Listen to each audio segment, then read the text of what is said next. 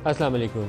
इमरान खान और Shah Mahmood Qureshi cipher case में बरी कर दिए गए और कोई तवक्को के ख़िलाफ़ फ़ैसला नहीं हुआ। आम तौर पर जिस तरह के सियासी मुकदमात होते हैं उसी तरह का ये भी एक मुकदमा था, जिसके ऊपर सबसे पहले आपको ये साबित करना था, सबूतों के साथ एविडेंस देनी थी कि वो कोई नेशनल सिक्योरिटी कंप्रोमाइज़ हुई है, कोई ऑफिशियल सीक्रेट पब्लिक किए गए हैं। वहाँ अगर अदालत के अंदर ये बताया जाए कि वो जो कागज़ लहराया था पता नहीं सफ़ेद कागज़ था या क्या था, तो फिर आपका केस धड़ाम से ज़मीन पर जा गिरता है। तो 3 केस जिसमें इमरान को सज़ाएँ हुई थी, साइफ़र, इद्दत वाला और तोशा खाना, तीनों का अंजाम इससे मुख्तलिफ होने का कोई इम्कान नहीं है। तीनों का अंजाम यही होना है कि तीनों ने रद्दी की टोकरी में जाना है। आज जाएँ, चाहे साल बाद जाएँ या 6 महीने लगा के जाएँ, अंजाम यही होगा। इमरान खान क्या फ़ौरन बाहर आएंगे? अगर आप मेरे से पूछें एज ए जर्नलिस्ट, तो मुझे इसका फ़ौरी तौर पर कोई इम्कान नज़र नहीं आता। उन्हें साल 6 महीने भी जेल में गुजारने पड़ेंगे। एक केस में निकलेंगे तो दूसरे में काबू आ जाएंगे। एक केस चल रहा है गद्दारी वाला, मामला चल रहे हैं, अभी केस तो नहीं शुरू हुआ। बहुत बेहतर होगा कि हुकूमत भी और इस्टेब्लिशमेंट भी गुरेज करे उस तरफ जाते हुए। उससे नफ़रत फैलती है, पोलराइजेशन होती है। जिस चीज़ से नफ़रत फैले ना, उससे कोसों दूर भागना चाहिए। इन तीनों सज़ाओं के नतीजे में 8 फरवरी से पहले तीनों सज़ाएँ दी गई थी और ख्याल ये था कि इसको 30-32 साल की सज़ाएँ हो रही हैं, वोटर तो निकलेगा नहीं, डीमोरलाइज होगा। उसका उल्टा इम्पैक्ट ये हुआ कि लोग निकले, उन्होंने जाके वोट डाला।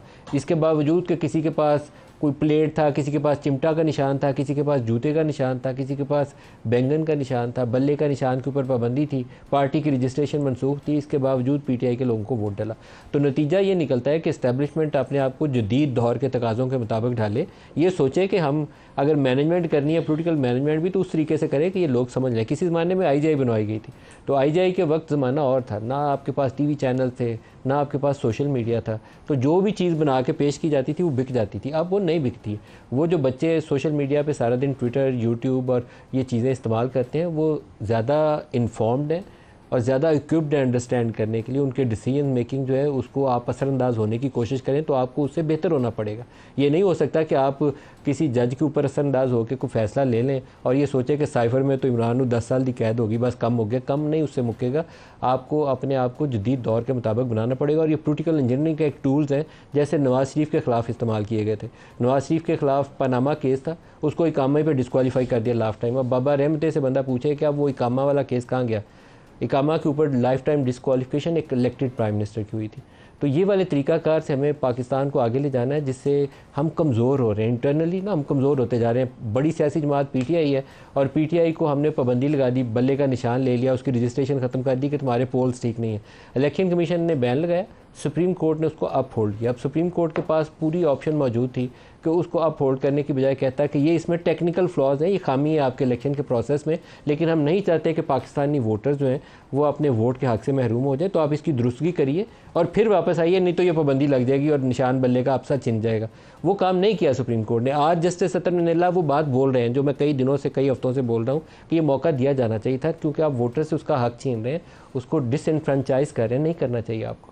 तो ये काम पहले अगर सुप्रीम कोर्ट कर लेती तो उससे बचा जा सकता था। आज जजों की ऑब्जर्वेशन सुने, साथ ही दूसरा केस चल रहा है। ये तो साइफ़र का एक मामला था, साथ ही दूसरा केस चल रहा है और वो है पाकिस्तान तहरीक इंसाफ की वो मखसूस नशिस्तें जो अगर वो पार्टी के तौर पर जीतती तो उसको मिलनी थी, वो उसकी बजाय Noon League, Peoples Party, JUI, MKM उसके अंदर बांट दी गई। ये क्या दुरुस्त फ़ैसला है? दोबारा गलत फ़ैसला है, क्योंकि हर वो चीज़ मैं फिर दोहरा रहा हूँ कि जिससे पोलराइजेशन हो उससे गुरेज़ करना चाहिए। यहाँ भी गुरेज़ करना चाहिए, जिस पार्टी की नशिस्तें हैं उसको देना चाहिए। किया क्या उन्होंने कहा पीटीआई का इलेक्शन सही नहीं था इसलिए बल्ले का निशान नहीं है, सुन्नी तहरीक में शामिल हो जाओ। आज एक जज साहब ने कहा कि आपको इनको बताना चाहिए था कि सुन्नी तहरीक में शामिल होना सही फ़ैसला है कि ये गलत फ़ैसला है। आज जज बोल रहे हैं सारे, लेकिन क्या ये आज से पहले नहीं बोला जा सकता था? मेरे सामने ये जजों के लिए भी एक सवाल है। 13 रुकनी आज बेंच बैठा है, वहाँ बैठ के ये वो बातें कर रहे हैं जो दुरुस्त बातें हैं, लेकिन ये बातें 8 फरवरी से पहले हो जाती तो कितना ही अच्छा होता। हम इस खलफशार से बच जाते जिसके अंदर आज है। जिस जमात को जितने वोट पड़े हैं उसी के हिस्से में वो आने चाहिए थे, किसी दूसरे के हिस्से में नहीं आने चाहिए थे। मखसूस नशिस्तें भी प्रोपोर्शनल बेसिस पे जिसकी आती हैं उसी को मिलनी चाहिए। ये नहीं हो सकता कि वो पीटीआई के तो बल्ले का निशान नहीं है इसलिए वो बाकी जमातों में बांटते, नहीं हो सकता। ये लोग कबूल नहीं करेंगे। लोग वोट देते हैं, वो ये पार्लियामान मुंतखब करते हैं, उसी की बुनियाद के ऊपर ही सिस्टम बनता है। उसको अगर हम कहीं से टेम्पर करने की कोशिश करेंगे तो ये टूट जाएगा, सारा कुछ चलेगा नहीं आगे। आपको मैं वो जो आज जजेस के बयानात हैं वो सुनाता हूँ, आपको अंदाज़ा होगा कि जो आज जजेस बात कर रहे हैं, अगर ये 8 फरवरी से पहले इनमें से कुछ एक ने ऐसी बातें की होती तो आज पाकिस्तान के हालात क्या होते। सबसे पहले आपको जस्टिस अतर ननिल्ला साहब का एक बयान है वो सुनाता हूँ। बयान नहीं है बल्कि उनकी ऑब्जर्वेशन है जो कोर्ट के प्रोसीडिंग्स है, तो हम रिकॉर्ड कर सकते हैं। तो आपको दिखाता हूँ क्या कहा उन्होंने। SIC ने अप्लाई किया अपने नाम से, अगर उनसे गलती भी हुई थी, इलेक्शन कमीशन की ड्यूटी थी कि उसको दुरुस्त कर लेते। If they can recognise SIC as a political party, that is a contradiction, but here Pakistan Tehreek Insaf had contested as a political party and it was entitled to its seats. अगर ये बात हो जाए फिर तो आपका तो केस ही खत्म। You are nobody, These seats belongs to PTI, not to you. और ये ड्यूटी थी इलेक्शन कमीशन की। ये टेक्निकलिटीज और इनके जरिए उस आवाम को नहीं, उनके हक नहीं लिए जा सकते थे। That is the spirit of Article 17. Yes. The people should not have suffered. They should not have been disenfranchised. आवाम ने किसी इंडिपेंडेंट को वोट नहीं दिया था। आवाम ने उस कैंडिडेट को वोट दिया था जिसको एक पार्टी सपोर्ट कर रही थी। तो ये पार्टी को अगर सपोर्ट करी तो ये कैंडिडेट उस पार्टी के थे, आपके नहीं थे। जस्टिस अतर और जस्टिस मंदोखेल दोनों की ऑब्जर्वेशन हैं जो अभी आपने सुनी, बड़े क्लियर कट ऑब्जर्वेशन है, हर एक को समझ आ जाती है, कोई मुश्किल भी नहीं है, स्किल भी नहीं है, इसके अंदर कोई ऐसी कॉम्प्लिकेशन नहीं है कि हम इस चेक को उससे मिला के बढ़ेंगे। बड़ी स्ट्रेट फॉरवर्ड ऑब्जर्वेशन है। इसके साथ जस्टिस मंसूर को मिला लें और भी आसान हो जाएगा काम। ECP ने है कि वही पॉलिटिकल पार्टी है जो 51 में जिसका जिक्र है, तो ECP ideally would have said sorry you can not join Sunni Ittehad because it is not contested election, but they did not do that, they allowed them to join. एक तो ECP ने मान लिया कि आपने पॉलिटिकल पार्टी ज्वाइन कर ली। ECP should have refused the application earlier of joining, so they had 3 days to join some other party. Those 3 days lapsed. 3 दिन गुजर गए, उसके बाद उन्होंने कहा सॉरी अब आपको हम पॉलिटिकल पार्टी इसको तो रिजर्व सीट्स नहीं मिलते। तो आपसे पूछना ही चाह रहे हैं कि was there any option available with the candidates to say okay had you refused this to me earlier कि इस पॉलिटिकल पार्टी को मैं नहीं ज्वाइन कर सकता तो फिर मैं किसी और के पास चला जाता, आपने तो मुझे ज्वाइन करवा दिया। अब मैं अपना हक लेने आया रिजर्व सीट्स का, तो आप कहते हैं आप पॉलिटिकल पार्टी नहीं है। What do you say on this? And if suppose they want to then for 3 दिन तो गुजर गए, तो फिर ऑप्शन दिया जाए कि go ahead, okay sorry we made a mistake now. अब इन जजों की ऑब्जर्वेशन सुनने के बाद आपको कोई भाम नहीं रह जाएगा कि वो क्या कह रहे हैं। बहुत सादा सी ज़बान में उन्होंने बात समझाई है और आई होप कि हमें समझ आ जाए। तो हमने ये जो सिस्टम के अंदर एक एनॉमली क्रिएट की है, मैं ख़ुद कह रहा हूँ कि इसको एनॉमली क्रिएट की है, बल्ले का निशान लेके पार्टी को रहने देते इंतखाबात के अंदर, जिसकी जो सीटें थी आने देते, और फिर रिज़र्व सीटों की बंदरबांट करके इसको हमें किसी ना किसी तरीके से इस्लाह करनी है ताकि निज़ाम आगे चले। जो शुरका है आज के प्रोग्राम में हमारे साथ आबिद शेर अली साहब हैं, सीनियर रहनुमा है PMLN से, इसके अलावा रियासत अली आज़ाद साहब हैं, सदर हैं इस्लामाबाद हाई कोर्ट बार के, और वलीद इकबाल साहब हैं पाकिस्तान तहरीक इंसाफ के सीनियर रहनुमा। सबको खुशामदीद कहता हूँ। आबिद साहब, साइफ़र केस आपका रद्द-ए-अमल। देखिए जी, नदीम मलिक साहब, तासर आम है लोगों में कि अदलिया में PTI के लिए नरम गोशा रखा जाता है, क्योंकि माजी में यही जज साहिबान थे। नवाज शरीफ की केसेस, इनकी बेल 1.5-2 साल तक लगती नहीं थी। हमारे पे मंशियात के केस डाले गए, हम अदालतों में रुलते थे। यही मुअज़्ज़ज़ जज साहिबान उन्हीं अदालतों की सीटों पर बैठे थे जब मुस्लिम नून को रिलीफ नहीं मिलता था। वही कवानीन थे, वही आइन था, वही रियासती बशिंदे थे। नवाज शरीफ बेटी के लिए 2-2, 3-3 साल तो हमें अदालतों में सुना नहीं जाता था। ये जो मुअज़्ज़ज़ जज साहबान है, मेरी बहुत मैं रिस्पेक्ट करता हूँ इन सब की। तो ये हाई कोर्ट इस्लामाबाद, ये हम तो इन्हीं में रहे। आपको याद होगा कि नवाज शरीफ की बेल नहीं सुनी जाती थी। क्या नवाज शरीफ गैर मुल्की बाशिंदा था? उनके लिए कवानीन नहीं बोलते थे, उनके लिए लॉ नहीं बोलता था? क्या वो कोई प्रेशर आता था कि भाई नवाज शरीफ का केस नहीं आपने लगाना? ये मलिक साहब, ये ठीक आइन की और ऑब्जर्वेशन हम एहतराम करते हैं, लेकिन उस वक्त एहतराम कहाँ था जब नवाज शरीफ को नहीं सुना जाता था? क्या नून लीग के निशान नहीं छीने गए? क्या नून लीग की वो 2 साल की मेहनत आपसे छीनी नहीं गई? क्या उस वक्त ये चीज़ें आंखें बंद थी? क्या उस वक्त आइन सो रहा था? क्या उस वक्त अदालतें सो रही थी जब हमारे कायदीन को आप बगैर किसी केस के आपने एयरपोर्ट से अरेस्ट किया? नवाज शरीफ साहब खुद आए, मरीम नवाज शरीफ साहब के साथ, वो खुद आए यहाँ पर अपने केस, उनको एयरपोर्ट से आपने अरेस्ट कर लिया और पूरी फोर्स के साथ आपने अरेस्ट किया, फिर बाप को किसी और जहाज़ में भेज दिया, बेटी को किसी और जहाज़ में भेज दिया, और इलेक्टेड प्राइम मिनिस्टर को मुल्क के यहाँ से पकड़ के आप लेकर जा रहे हैं। उस वक्त ये कवानीन कहाँ थे? मैं इन्हीं अदालतों में जाता था, ये मुअज़्ज़ज़ जज साहिबान थे, मैं इनकी चीज़ें सुनता था। जब नवाज शरीफ साहब की वो लेफ़्ट ओवर कर दिया करते थे, सुनते नहीं थे चीज़ें। कहने का बात ये है कि आइन कानून जो अब आप कह रहे हैं, उस वक्त कहाँ पे खड़े थे?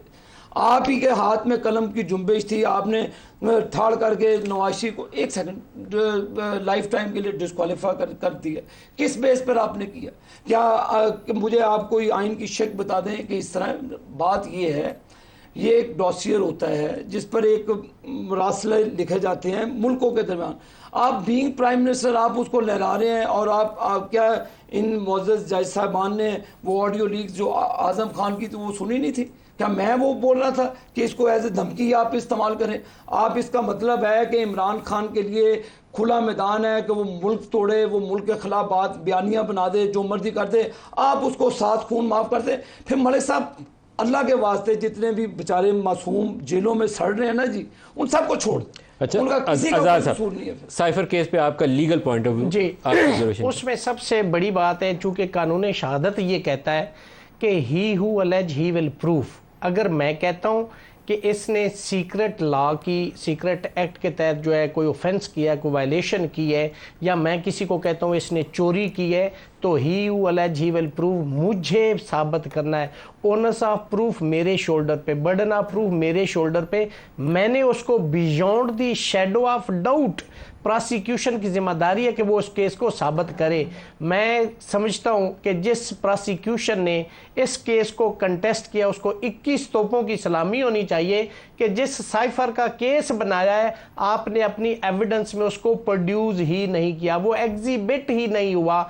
इसका मतलब ऐसे आप मिसाल के तौर पर एक बंदे को गोलियां मार देते हैं, वो बड़ा ब्रूटली इंजर्ड हो जाता है, उसका डॉक्टर MLC बनाता है, और जब आप एविडेंस करवाते कि इसको ये इंजरी आई, ये इंजरी आई, वो मेडिकल एविडेंस आप कोर्ट में पेश ही नहीं करते, तो क्या जज ज़बानी कलामी उसको सजा दे देगा? सबसे बड़ा टेक्निकल ग्राउंड इसके अंदर ये था। और तीसरी बात ये था कि जिस तरीके से आपने ट्रायल किया, एक तरफ तो हम कहते हैं ना डिले जस्टिस, डिनाई जस्टिस, दूसरी तरफ ये भी हम कहते हैं कि रश जस्टिस, क्रश जस्टिस, और हरी जस्टिस, बरी जस्टिस। आपने 342 के अंदर जब मुल्जम ये कहता है, आर्टिकल 10A कॉन्स्टिट्यूशन ऑफ 1973 ये कहता है कि उसको फेयर ट्रायल का मौका दे, अब वो एविडेंस देना चाहता है, और 342 के अंदर अगर मुल्जम शहादत देता है तो उसके अंदर अगर वो हथकड़ी में है तो उसका ऑन ओथ नहीं स्टेटमेंट होता।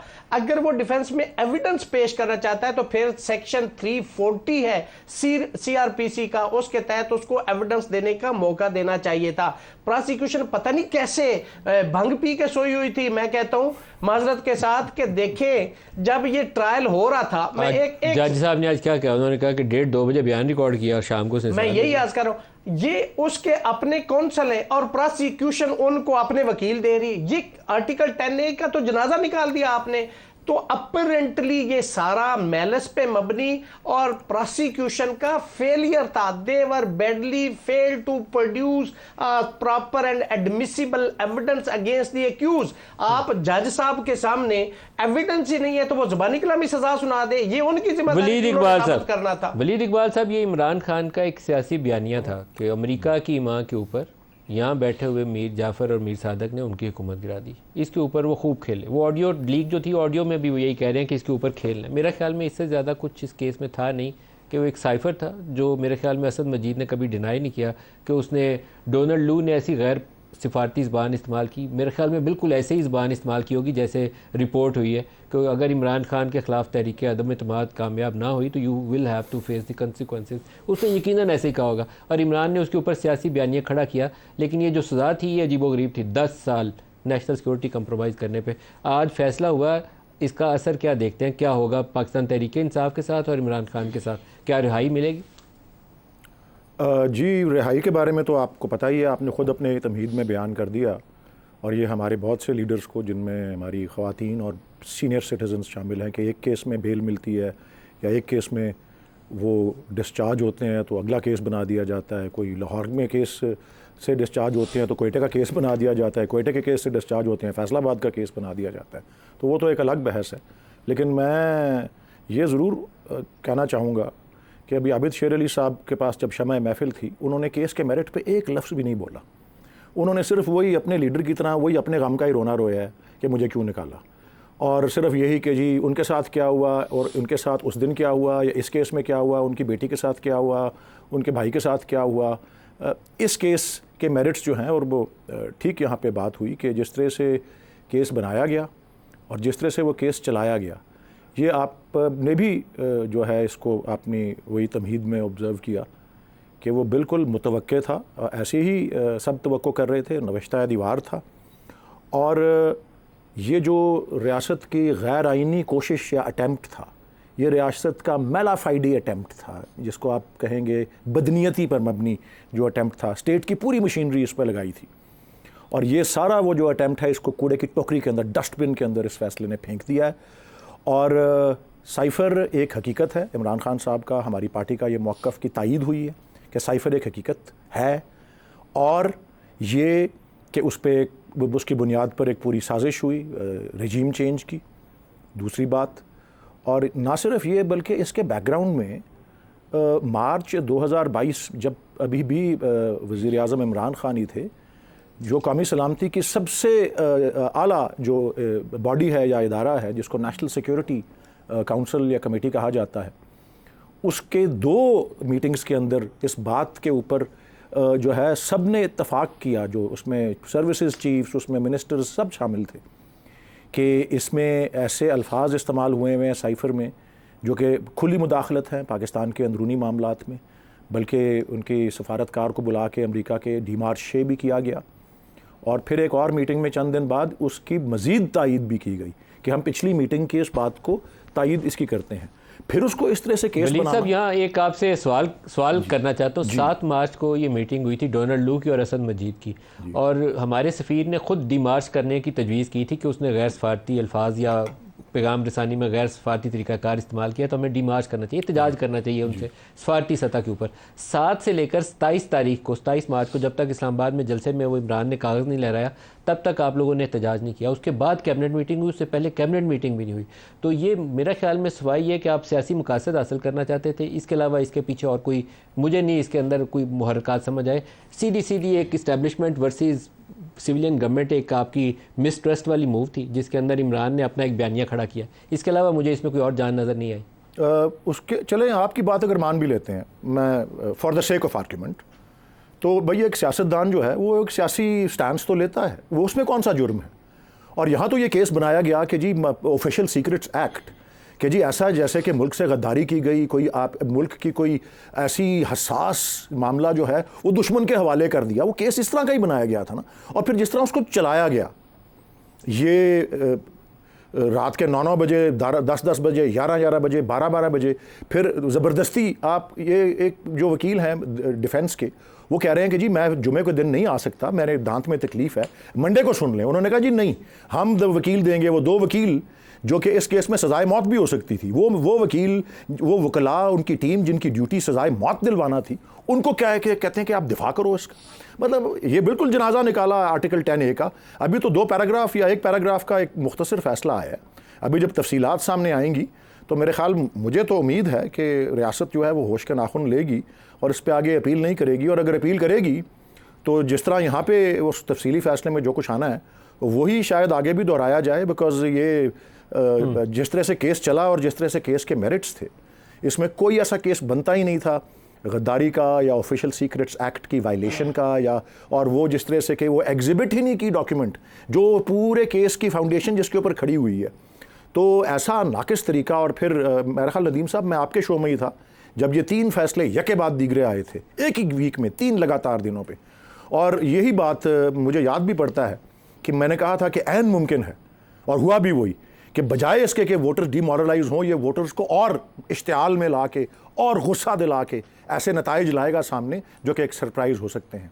और फिर 8 फरवरी से 1-2 दिन पहले भी मैंने ये कहा, और यही हुआ। अल्लाह ताला का शुक्र है, यही हुआ। पाकिस्तान के वोटर्स और पाकिस्तान, मैं दोबारा आपकी तरफ आता हूँ। आप साहब आबिद साहब से भी पूछ लें। आबिद साहब, जो रिज़र्व सीट्स वाला केस है वो लाइव आप पूरी है, उसके अंदर जजेस ने आज जो रिमार्क्स दिए हैं, जस्टिस अतर ने, जस्टिस मंदोखेल ने और जस्टिस मंसूर अली शाह ने, वो एक्चुअली इसकी रूह बयान करते हैं कि हुआ क्या है पाकिस्तान में 8 फरवरी से पहले और आज तक जो कुछ हो रहा है।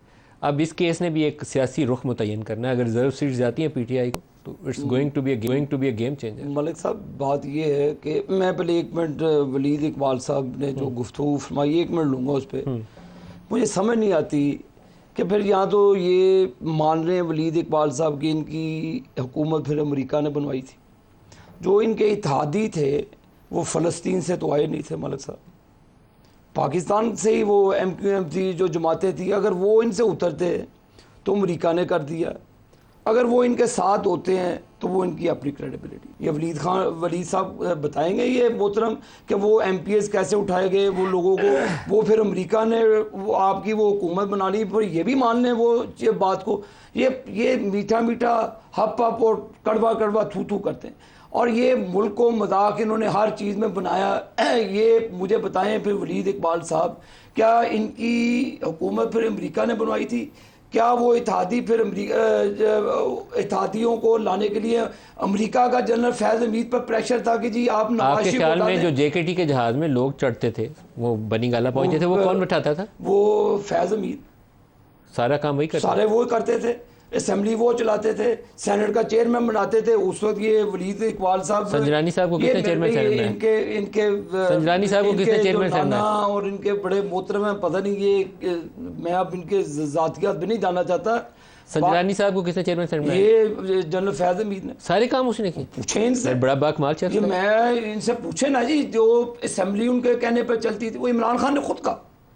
ये इनके लीडर ने कहा कि हमने तो कुछ किया नहीं, हमने जो करना होता था फैज़ हमीद साहब को कह देते थे, वो सारा मैनेज करते थे। मैंने तो नहीं कहा, इनकी लाएं इमरान खान की स्टेटमेंट्स।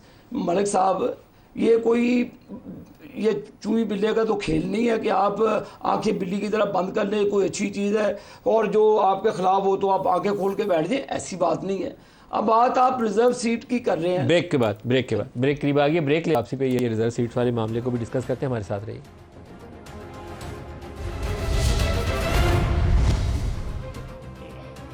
प्रोग्राम में दोबारा खुश आमदीद कहते हैं। रियासत साहब, आपसे शुरू करते हैं कुछ लीगल पॉइंट। ये जो सुप्रीम कोर्ट में केस चल रहा है रिजर्व सीटों का, इसने सियासत का रुख मुतय्यन करना है पाकिस्तान में।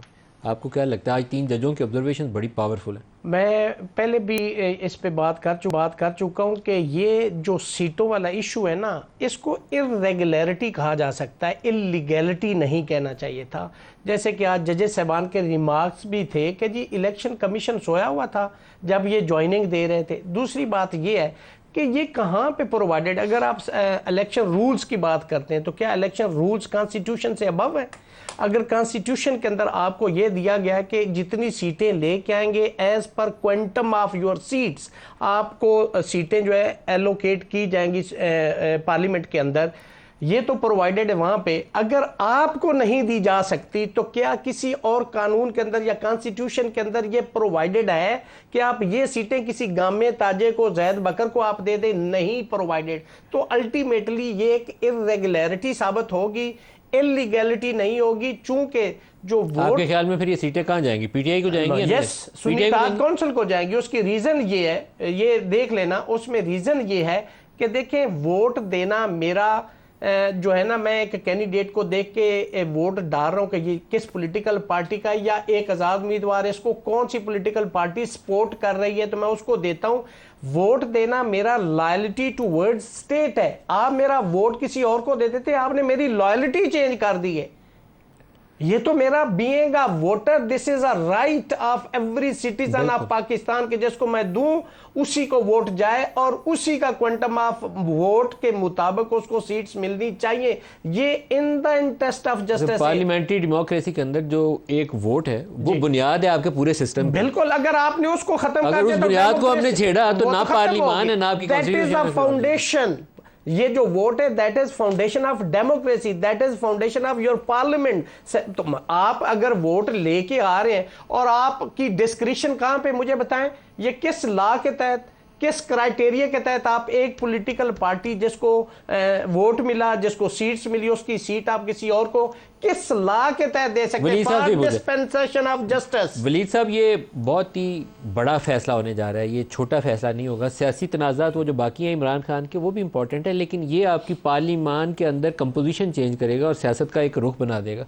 आपको क्या लगता है कि सुप्रीम कोर्ट किस तरफ जा रही है? आज जो ऑब्जर्वेशन थी वो तो सुन के मुझे एक रुख मुतय्यन होता हुआ नजर आ रहा है। जी, मैं इस बारे में कुछ मोहतात ही रहूँगा, क्योंकि अभी केस शुरू ही हुआ है और अभी तक एक साइड की आर्ग्यूमेंट्स ही सामने आ रही हैं और मकालमा जो जजेस और लॉयर का आपस में होता रहता है उसका ज़रूरी नहीं होता कि वो फिर हतमी तौर पे फैसले में भी आ जाए। लेकिन इसकी समत जो है, इसका रुख जो है, वो बिल्कुल मुझे ऐसा ही लग रहा है कि आपने तो कहा कि वो सियासत के उसको बदल सकता है। मैं तो समझता हूँ हमारे आइन, मेरी अपनी राय में एज ए लॉयर ऑल्सो, ये हमारी समत आहिस्ता आहिस्ता आज के इस हेयरिंग के बारे में भी और साइफर फैसले के बारे में भी मुझे लग रहा है कि हम आइन की बालादस्ती की तरफ हमारी समत जो है वो और मजबूत फुटिंग पे जो है वो जा रही है। अब मैं इस पर 2-3 और भी अल्फाज जुमले बोलना चाहूँगा, लेकिन वो आप आबिद शेर अली साहब को आप सवाल कुछ करते हैं, वो किसी टेंजेंट पे चले जाते हैं, फिर मेरी भी मजबूरी बन जाती है। अब आपने पहला सवाल किया तो उन्होंने जजेस को अटैक करना शुरू कर दिया। जब साइफर केस की बात हुई उन्होंने जजेस को अटैक करना शुरू कर दिया और नवाज शरीफ साहब के साथ जो हुआ उसका रोना शुरू कर दिया। हालांकि सारे केसों में उनको नवाज शरीफ के साथ भी तो गलत हुआ है ना, आपको भी कहना चाहिए नवाज शरीफ के साथ गलत हुआ, आपको भी ये कहना चाहिए। उसके बाद ये देखें कि उनको रिलीफ भी किस तरह से मिली, इसी अदलिया से, इन्हीं जजेस से, जिसके ये तनकीद का निशाना अपने पहले सवाल के जवाब में बनाते रहे। आपने दूसरा सवाल किया ये इस केस के बारे में, ये जो मखसूस नशिस्तों वाला है, तो इन्होंने शुरू कर दी बात कि जी जहांगीर तरीन के जहाज़ की बात शुरू कर दी। अगर यहाँ पे जाना है तो फिर मैं शुरू कर दूंगा कि जी मियां नवाज शरीफ पंजाब के वज़ीर ख़जाना किस तरह बने थे, फिर उसके बाद CM किस तरह बने थे, फिर उसके बाद IJI किसने बनाई थी, कौन थी, आपको याद है किसने IJI बनाई थी? एलानिया। कौन साहब थे वो हमीद गुल साहब थे ना जिन्होंने IJI बनाई थी। फिर air marshal Asghar Khan case के अंदर क्या उनके बारे से मंसूब किया गया मियां नवाज शरीफ साहब के बारे में। उसके अलावा जब बेनज़ीर भुट्टो साहिबा पर वोट ऑफ नो कॉन्फिडेंस हुआ तो ओसामा बिन लादेन तक से वो माली इमदाद लेते रहे। तो चले, मैंने कहा ना वो टेंजेंट पे जाएंगे तो फिर मेरी मजबूरी बन जाएगी। मैं आना चाहता हूँ ये जो केस है मखसूस नशिस्तों वाला, इसमें बिल्कुल ये टेक्निकलिटीज़ के ऊपर ये बात आज हुई है। मैं एक छोटी सी बात अपने तरफ से नोट करना चाहता हूँ जो मैंने महसूस किया। मुझे बड़ी एक तरह से प्लेजेंटली एक सरप्राइज भी हुआ, खुशी भी हुई देख के कि जज साहिबान का अदब और शायरी की तरफ कैसा शगफ़ है कि मिर्ज़ा गालिब के मिसरे भी कोट हुए और उनकी तरफ से, और अल्लामा इकबाल का भी एक मिसरा इस्तेमाल हुआ। एक मौके पे उन्होंने कहा हज़ारों ख्वाहिशें ऐसी, जज साहब ने कहा कि हर ख्वाहिश पे दम निकले। और फिर एक मौके पे वकील साहब जो हैं उन्होंने कहा कि जी हमको कहा कि बल्ला हमसे छीन लिया और हमें कहा जाके बैटिंग करो।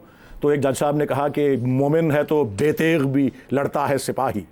लेकिन हमारा मौक़िफ़ इसमें बड़ा क्लियर है जी कि इसमें 2 बातें हैं इस केस में। एक तो ये मखसूस नशिस्तें क्या SIC की बनती हैं या नहीं बनती, वो एक तरफ है, और किसी वजह से अगर नहीं बनती तो क्या वो एलोकेट हो सकती हैं तो other parties over and above जो उनकी प्रोपोर्शनल रिप्रेजेंटेशन में फिक्स्ड नंबर लिखा हुआ है। भाई आपने अगर 50 या 60 नंबर का पर्चा किया, आपने उससे ज़्यादा के सवाल ही नहीं किए और सारे सवाल ठीक किए लेकिन 60 नंबर के किए, आपको 70 नंबर किस तरह मिल सकते हैं उस पर्चे के अंदर? ये हुआ है इसके अंदर माले गनीमत की तरह, जिस तरह इन पार्टीज़ ने आके, पॉलिटिकल पार्टीज़ ने पार्टी बन के, और इलेक्शन कमीशन ने उनको मौका दिया, 3 दिन बैठे रहे इस पर, फिर मौका दिया कि आप भी पार्टी बन जाएं। और बाय द वे वो बड़े कॉन्फिडेंट हैं। फारूक एच नाइक साहब से मैं मिला हूं जब, मेरे कॉलीग तो वो कॉन्फिडेंट है, उनकी आर्गुमेंट्स भी सुनेंगे। ब्रेक भी है, लेकिन आज किसी ने, वलीद साहब किसी सियासी जमात ने ये नहीं कहा कि ये नशिस्तें जो वापस आप PTI को दे दें। उन्होंने कहा नहीं ये ठीक है, हम इसको अपोज कर रहे हैं। ब्रेक ले लें, हमारे साथ रहिएगा।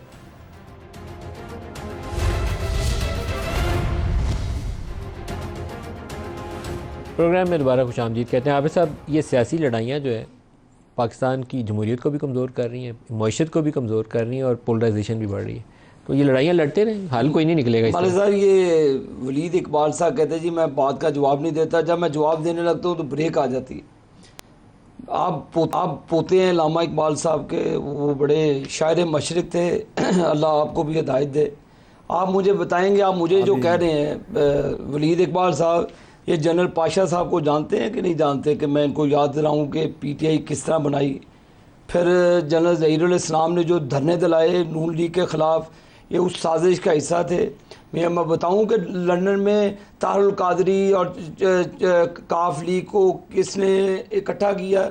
वलीद इकबाल साहब ऐसे ना करें, शायराना अंदाज में, मुझे शायरी आती तो नहीं है, तो मैं, आप तो कहते हैं, वो कह रहे हैं जब बकरे ने मारा है बकरी को सींग तो बकरी भी मारेगी बकरे को सींग, ऐसा ना करें।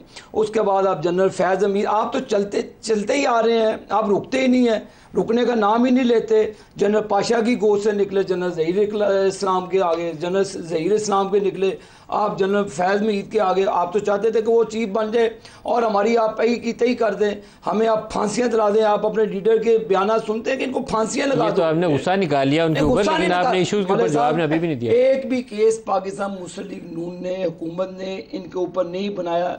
9 मई का जुर्म इन्होंने किया, ये भुगत रहे हैं। जो जुर्म हमने बताए कि इनके साथ किया गया, ये तो हमसे जाती तौर पे करते थे। सीटें दे दें इनको पीटीआई वालों को, इनकी ये आप लोग सीटें लेके मजे कर रहे हैं। पीटीआई की सीटें रिजर्व्स आपको मिली हैं। मलिक साहब, अपनी वाइफ की जो जनाजे को कंधा नहीं दिया, मेरी ज़िंदगी का बहुत बड़ा रिग्रेट है। ये सियासत की नज़र होती है, ये इन लोगों के अज़ाइम थे जो हमने भुगते, लेकिन हम गिला नहीं लाते, शिकवा नहीं करते। लेकिन ये जो रिज़र्व सीट की बात कर रहे हैं, ये फिर कहेंगे जी आप शेर अली गोल कर गया। वलीद इकबाल साहब, आप वादतुल मुस्लिमीन के साथ पहले आपने अलाइंस करने की कोशिश की, रिज़र्व सीटों के हवाले से आपके पार्टी के लीडरों के बयान है, लड़ते हैं आपस में कि हमने तो उस वक्त कहा था कि इस तरह कर ले। मलिक साहब ये देखें, पीटीआई को मिलनी चाहिए नहीं, ये बताएं। अर्ज सुने, पीटीआई को कि ना दे, कानून जो कहता है वो हो जाए। कानून क्या कहता है? कानून कहता है जो जमात जिन्होंने अपने नॉमिनेशन फॉर्म जो हर चीज़ दी हो उसके मुताबिक उसको शेयर मिलेगा। मैं आइन, और ये नहीं आप सिंपैथी ले लेंगे, वो तो फिर सुप्रीम कोर्ट पीटीआई को दे देगी। पीटीआई ने भरी थी। देखिए, सुप्रीम कोर्ट ऑनरेबल 13 जज साहिबान बैठे फैसला करते हो, वो सबके लिए आगे प्रेसिडेंट बन जाएगा। वो लेकिन आपने किस कानून के तहत आपस में बांट ली थी? वो कौन सा कानून? थोड़ी बांटी हैं, वो तो इलेक्शन कमीशन से जाके आप जाके उनसे ये पूछे कि ये कैसे हो। कोई ऐसे कानून की शिक है जिसके नीचे सीटें बांटी जाती हैं? जब आप इन्होंने जो अभी जमात सुन्नी इत्तेहाद ज्वाइन की है, मैंने तो नहीं इनको कहा था कि आप पहले सुन्नी इत्तेहाद के प्लेटफॉर्म पे इलेक्शन कर लेते। इनको अपने आप पे इत्मीनान नहीं था, इनको एतबार नहीं था कि ऐसा हो जाएगा। अब हो गया जैसा भी हुआ। अब आइन और कानून के मुताबिक, आइन और कानून, आज़ाद साहब छोटा जवाब देना। 1900 ये जो 70 वाला इलेक्शन था, उसके बाद भी जब ये तकसीम का रौला शुरू हुआ तो अनफॉर्चुनेटली 160 सीटें थी जो उधर से अवामी लीग ने जीती हुई थी। तो जनरल याहिया ने बाद में स्क्रूटनाइज करके कई सीटों पे उनको उड़ा दिया था लोगों को, और फिर वो बांट दी। कोई नून को दे दी, नून लीग तो नहीं थी उस वक्त, मुस्लिम लीग के ग्रुप थे, धड़े थे, उसको दे दिए। कोई जमात इस्लामी को दे दी, कोई किसी को दे दी। वो वाला तरीकाकार अभी भी सीटों की तकसीम में दुरुस्त नहीं है। वो तब भी गलत था, आज भी गलत है। वी हैव टू से इट कि दुरुस्त नहीं है। बिल्कुल ठीक आप कह रहे हैं। मैं आपकी लेकिन बात कानून की शिक कौन सी? देखें, कानून की शिक देखें, इलेक्शन जो रूल्स है उसके अंदर ये प्रोवाइडेड है कि जी क्वांटम ऑफ सीट जो है ना, जितनी आप ले के आते उस हिसाब से प्रोपोर्शनेट करके आपको सीटें दी जाएंगी। लेकिन ये उन पॉलिटिकल पार्टीज के लिए जो जीत के आएंगी, लेकिन उनकी जीती हुई सीटें किसी और को देने के हवाले से कोई कानून नहीं, कोई शिक नहीं है। तो वो कैसे दे? वो देखिए इल्लीगल है। इल्लीगल है, बिल्कुल इल्लीगल। मैं कह रहा हूं, मैं देखे ना, ये मैं इसलिए कि चूंकि ना कॉन्स्टिट्यूशन के अंदर प्रोवाइडेड है, ना इलेक्शन रूल्स के अंदर ये प्रोवाइडेड है। आप देखें, जिसको जो वोट मिला है, जिसका राइट था, आपने आज जैसे जजेस साहबान के रिमार्क्स भी सुन लिए कि जब वो 3 दिन के अंदर आपने पॉलिटिकल पार्टी को ज्वाइन करना होता, आप आजाद जीत के आए, वो ज्वाइन कर रहे हैं। इलेक्शन कमीशन को नहीं पता कि वो किसको ज्वाइन कर रहे हैं, वो मना कर देते कि जी इनको आप ज्वाइन नहीं कर सकते, ये तो इलेक्शन ही नहीं लड़के। इलेक्शन कमीशन क्यों मना करता? जिधर मर्जी जाए, आप जिधर मर्जी जाए। ना, इट वाज देयर ड्यूटी। आपने उस कैंडिडेट को जो जीत के आया है उसको आपने उसका राइट देना है।